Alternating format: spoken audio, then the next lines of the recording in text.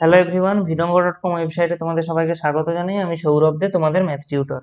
এখানে দেখো, আমাদেরকে একটি প্রশ্ন সমাধান করতে হবে, মানে এই সমীকরণটিকে সমাধান করে এক্স এর মান আমাদেরকে নির্ণয় করতে হবে।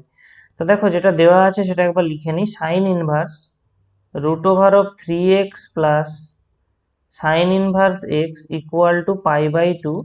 তাহলে আমরা এখান থেকে কি পেয়ে যাব? Sine inverse root over of 3x equal to π/2 minus sine inverse X. আর আমরা জানি এই অংশটা সমান হয় কস ইনভার্স এক্স। ঠিক আছে?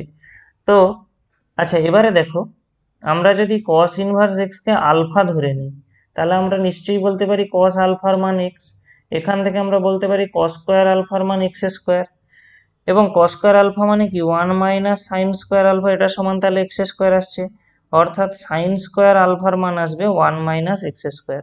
স্বাভাবিকভাবে সাইন আলফার মান root over of 1 minus x square.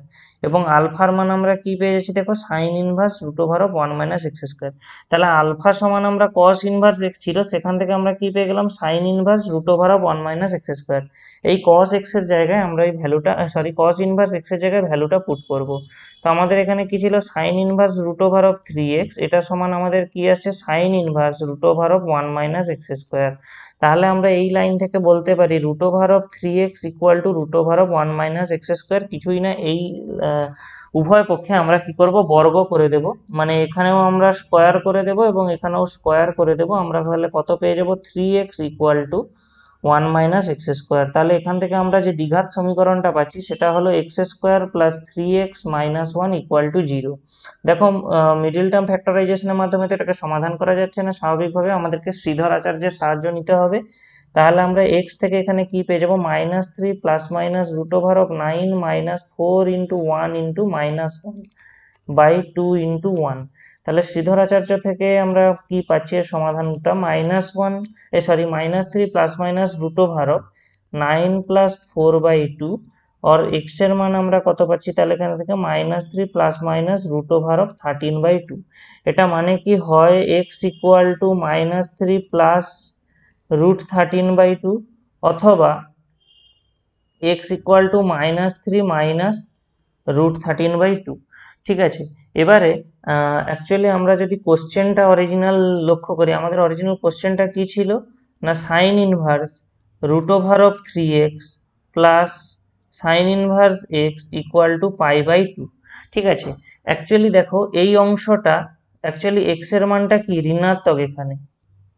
এখানটায় এক্স এর মানটা ঋণাত্মক এবং এই মানটা এক্স এর ধনাত্মক। তার কারণ আমরা জানি √13 এর মান অবশ্যই 3 থেকে বড় হবে, তাহলে অবশ্যই ওই ভ্যালুটা ধনাত্মক আসবে। তো দেখো, এখানে এক্স এর মান যেহেতু ঋণাত্মক আসছে, আমরা যদি এখানে এক্স এর মানটা মানে বসিয়ে দিই, এই এক্সটাকে যদি আমরা এর সমাধান রূপে ধরে নিই, তাহলে দেখো এই সাইন ইনভার্সের পর এই ব্র্যাকেটের যে অংশটা, এটা তো অবাস্তব হয়ে যাবে, কারণ রুট ওভারের মধ্যে ঋণাত্মক সংখ্যা চলে আসছে।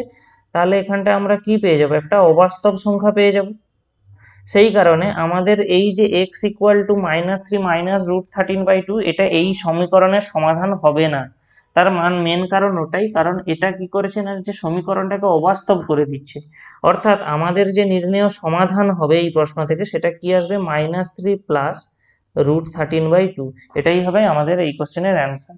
ভিডঙ্ক.কম ওয়েবসাইটে ম্যাথটি দেখার জন্য অসংখ্য ধন্যবাদ জানাই। এরকমই নানা প্রশ্ন তাদের সমাধানের জন্য আমাদের ওয়েবসাইটটি ভিজিট করো।